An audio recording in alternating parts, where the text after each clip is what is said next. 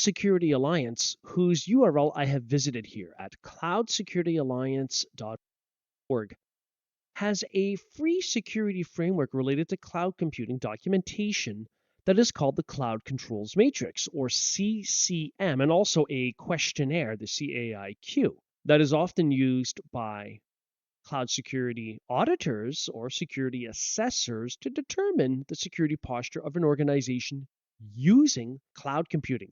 But the CCM itself is very interesting because essentially a categorized list of cloud security controls. You could map that to the specific cloud security solutions you are using to ensure your cloud computing usage is, in fact, done in a secured manner. So we can download the CCM and the CAIQ questionnaire from here. Now, when you go to download it, you can log in using a third-party provider. So this is Identity Federation in action, of course, whether it's a Google account, LinkedIn, or your Microsoft account. So if you've never created a CSA account to get your hands on the CCM, just a few little things to fill in here. And so after I've created my account here, I can go ahead and download the publication. So that will give me both the CCM and the CAIQ. Let's start by opening the CCM, which is a Microsoft Excel file. So here in the Cloud Controls Matrix, when we open it, it puts us in the introduction page. I'm interested in CCM, so I'll click that worksheet tab down at the bottom. Here we have control domains or categories like audit and assurance, and it specifies a title for the security control and some details under specification.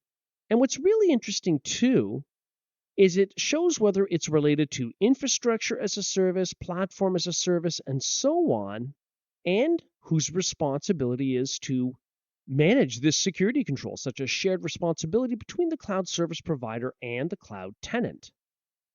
For example, if I go all the way down to the cryptography, encryption, and key management section, it talks about using strong encryption algorithms such as AES 512, especially when it applies to classified data where data privacy laws or regulations might apply. We've talked about that already. If we go to implementation guidelines, which is a different worksheet shown at the bottom here, we have just that, implementation guidelines for each of the categories, such as for auditing and risk-based planning assessment. For example, if we go to the auditing guidelines worksheet at the bottom for identity and access management, there are auditing guidelines specified about making sure that all users have unique IDs. When it comes to infrastructure and virtualization security, we've got some auditing guidelines related to determining if hosting guest virtual machines, if their OSs have been hardened. We know that that's always a crucial aspect of this.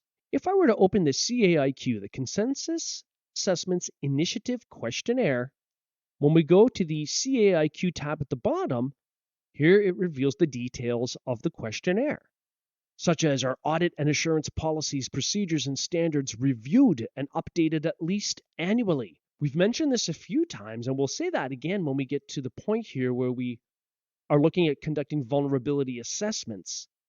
Sometimes the results of things like security assessments can determine if policies or procedures are updated to enhance the security posture of the organization. Now let's go back to the Cloud Controls Matrix for a second, the CCM, and talk about security control mapping. So back in the CCM matrix, I've clicked on the Scope Applicability Mappings worksheet tab at the bottom. Well, mappings to what? To other standards. So here we've got audit and assurance. It's all about policies and procedures.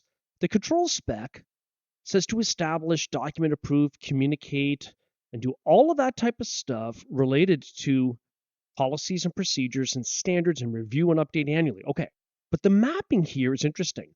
And if you're familiar with ISO certification, say for the 27001 standard, which is all about meeting specific requirements for the proper governance and management of information security. So here, 27001:5.1, there's a control mapping. Well, how do we refer to that? Well, let's just say search engines are your friend. If you do a search up for ISO 27001, clause 5.1, it will tell you.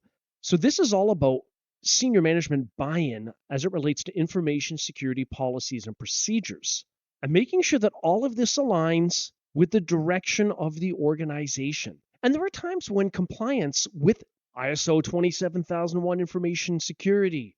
And then, of course, applying that to the cloud with the cloud controls matrix can be very important. It might be required in some cases to meet contractual obligations.